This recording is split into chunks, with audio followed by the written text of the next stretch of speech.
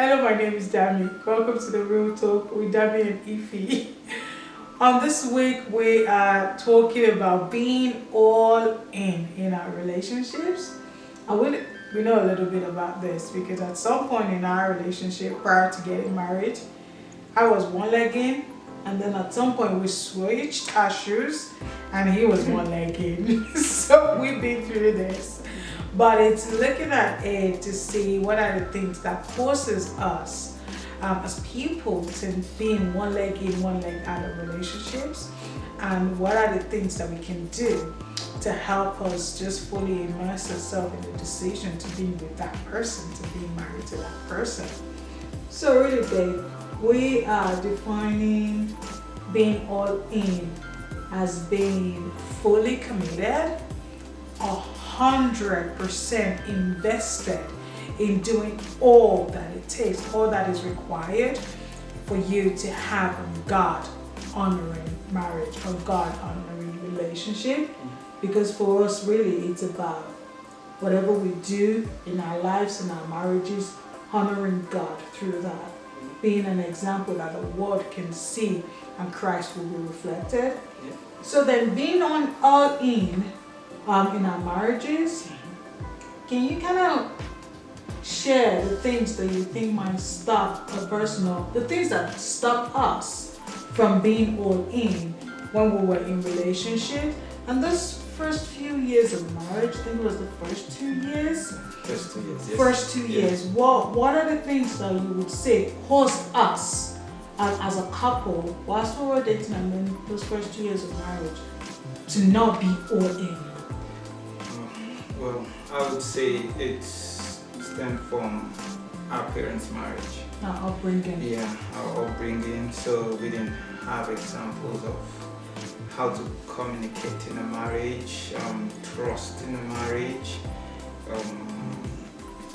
the finances, how to deal with finances in a marriage. So all those really, looking at it, if we look back, when we were dating, it really reflected on our relationship and how we communicated to each other.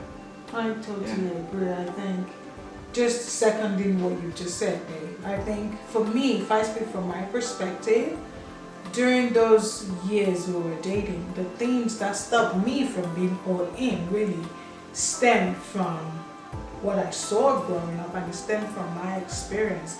And I think it's important for us as first people to just reflect on our experiences and see how that shapes the kind of person that we're becoming, or the kind of relationships we're having, the kind of decisions we're making, the kind of things we're doing.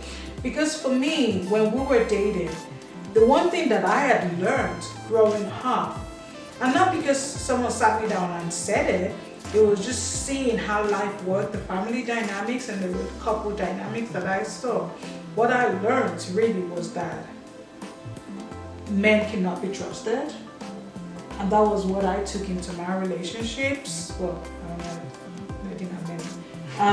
It's what I took into my relationship with my husband. Those years of dating, it was kind of holding back. It's holding some of yourself back and not fully be fully committed or 100% invested in that relationship, because you feel like you can't fully trust another person, or you can't fully trust especially a man.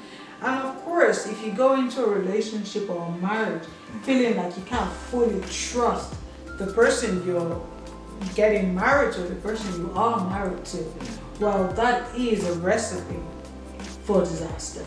It's a recipe for disaster. So I had to deal with my trust issues, and I had to really go through to the root and just leave all of those issues at the feet of God and learn how to deal with those issues that I had, and being able to fully trust you, and of course with you proving yourself worthy of that trust. Right. What other things would you say we kind of had that would have stopped us from being fully in? So mine was trust. Yeah. What would you say? I would say for mine, I would say communication. Communication. Yeah, it was quite bad. It's kind of learning how to communicate well. We communicated, but it wasn't Yeah. kind of positive communication. We were not that transparent. Mm. So the They transparency just kind of wasn't to there. be transparent. Yes, it wasn't there. Yeah, So and that could be a problem. yeah. There's a story I'm about to share that I might get into trouble for, so I'm gonna ask for forgiveness now. I remember the first year of marriage. We had decided to join our accounts together, but we had watched a DVD that my husband thought, oh, it was great that other friends could benefit from. Do you know where this story is going? No. And my husband bought the DVD for another friend without asking, talking about transparent, without consulting me, and I remember being so upset. Yeah. That you had bought this DVD. We didn't have a lot of money. I remember being so upset. I mean, it's just communicating, right? Yeah. If you had communicated with me and said, okay, I think we can bless this person with this DVD that we had. I think it was Laugh Your Way to a Better Marriage. Yeah. So it was doing the right thing with wrong. With the wrong way. Wrong way. So it's doing the right thing, wanting to bless another person, Yeah. but not communicating Yeah. with me and kind of letting us have a dialogue as to how we can kind of make it work with our very, very limited budget. But we got over that one. But finances is the other thing. I think if you don't have, you mentioned finances.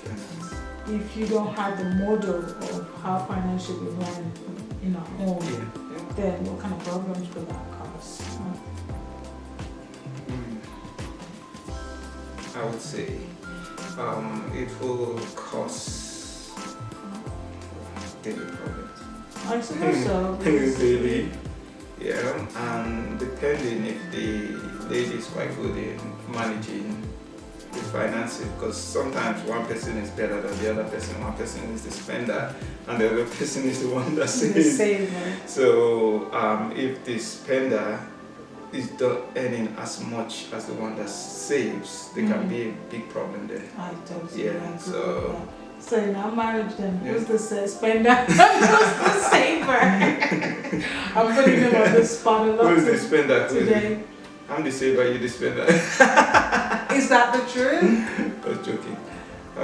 I used to be the spender. You used to be the spender, used to. and I used to be the saver. Yeah. Used to be the key word is how to moderate to spending. I was raised to save. Like before you spent a penny, you've saved 10 pennies. I mean, that was how I was raised. That you save more than you spend. Yeah.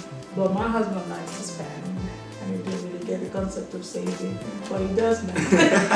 I had to learn fast. Oh yeah, pretty quick. All right, we digress. So in terms of being all in, it's doing all it takes, right? Yes, Like we defined it to be doing all it takes to have a God-honoring marriage. So what are the things then that you would say we've had to learn in order to have this being all in God-honoring marriage? I would say for us, the first thing was learning from our parents' marriage.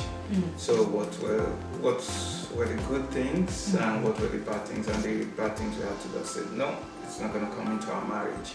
So the good things we kept, and praying to God to give us the right community, or whether it's a church, so that we could grow in. And I thank God after we got married, God gave us a very good church. That planted us in a very, very good church with young people our age, newly married people. So we could learn from them and tap into what we didn't have really, basically. Just learn from So them. we were really enthusiastic in learning that time. That's important, right? It's important that you want to learn and you together evaluate what your baggage is. I mean, what did you bring into the marriage? Like you touched on, that it's learning from our parents. And I think that's one aspect of baggage. It's from your parents, the home you both come from. But I find that many of us, because I mean we live in a fallen world, right? We do have experiences before we get married or we meet that person. And people go through different experiences whilst they're kind of on the journey to find that person. Yeah. And some people do kind of acquire extra baggage that way. So you've got baggage from your kind of home of origin. Yeah. You've got baggage from maybe relationships that you've had. And then you go your own personalities. Not all of us are fully self-confident. Not all of us are outgoing and just sure of ourselves. And there is that knowing your identity in Christ, right? Yes. So we have all of that to deal with. And what we found was we had to address our upbringing. We had to address any experiences, life experiences. I mean, I had life traumas that didn't have to do with relationship, but it just had to do with other things in life, like immigration, like struggling to get through uni and pay through uni. So it's being vulnerable with one another and just honestly addressing all of those issues that could stop you from being fully in your relationship and in your marriage. So really, if we were to summarize kind of how to be fully in, or what it takes to be fully in your marriage, how would you summarize that, babe? Well, I would say 3 things for me. The first thing is being vulnerable with your spouse and addressing the baggage that you've come with into the marriage. So if it's a past relationship, your parents' relationship, what did you get from there? So that's causing the problems in the marriage. That's stopping you from being fully in. Yes. Second thing will be praying to God that He could find mentors. So mentors that would mentor you in the right way, and having a good church community that can sharpen you in that where you want to be. And finally, I would say knowing who you are in Christ, your identity. That's very important. That's good. So it's dealing with the baggage, it's finding mentors, and it's really doing the work to know your identity in Christ, which of course means you have to study the Word.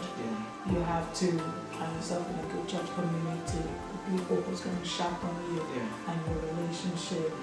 I like that. I don't think there's any more that I could add to that, really, baby. Thank you. You put it quite succinctly. Our heart is that as we're growing and just digging in to Christ and digging into being in this marriage, we're praying that many other young couples will just develop God-honoring marriages that are full of joy and happiness, marriages that can then weather the storm, because the truth is there are going to be hills and valleys, there are going to be great times, and there are going to be the not so good times. But it's just kind of growing and having what it takes really to remain solid and remain firm and be in it even when the times are tough, and being in it even when it's difficult, being in it and committed to being in it even when she or he has annoyed you. She meaning your wife, he meaning your husband. I'm not advocating for same-sex marriage, but that is a topic for another day. So really, it's been Real Talk with Dami and Ify, and we're praying that you will fully commit to being just all in your marriages and have a thriving, God-honoring marriages. Remain blessed. Hello, my name is Dami. Welcome to the Real Talk with Dami and... What's your name? Okay, so... No. Hello, my name is Dami. Hello, my name is Dami. Alright. You have to say your name 10 times. Hello, my name is Dami. It's a lie. It's a lie. I'm friendly, my name is not Dami. Okay. Okay.